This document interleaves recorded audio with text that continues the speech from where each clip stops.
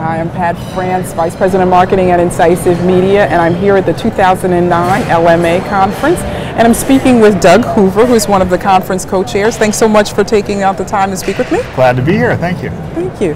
One of the things I wanted to talk to you about today, and it's a hot topic here at LMA, is really social media and how law firms are using it to expand their business. Can you tell me a little bit about what you're seeing? Well, sure. If we're talking about the online social networking platforms, and really let's talk about the big three, LinkedIn, Facebook, and Twitter.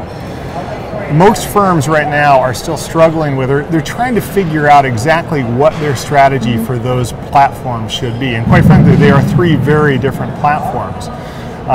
Facebook, LinkedIn is much more about professional networking, Twitter is about PR, and Facebook really is about the social aspects of networking. But in the business development zone, we coach attorneys all the time on the way they use these medias to extend their relationships. I mean, the key really is to create interest or intersections of common interest between people who would otherwise probably not have any opportunity to meet whatsoever. And so a lot of firms, a lot of attorneys, they've got a toe in the water. They've got some aspect of activity, quite frankly, often on LinkedIn, but the firm doesn't really have a deliberate strategy. They haven't trained the attorneys on how to best use these. And quite frankly, there can be some risk to the firm if you don't actually have a policy around the way you're going to use these. The policy doesn't need to be draconian or overly restrictive, but you do need to make sure that you have a policy and that you've trained your attorneys on how to use it, and that the attorneys understand what support they're going to get from marketing and business development in executing the strategy of using social media.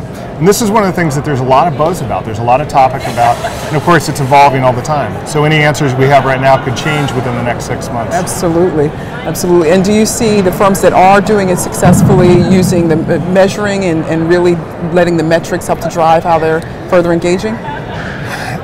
Each one of these platforms has got a different ability to deliver metrics back on exactly how you're engaging with different audiences.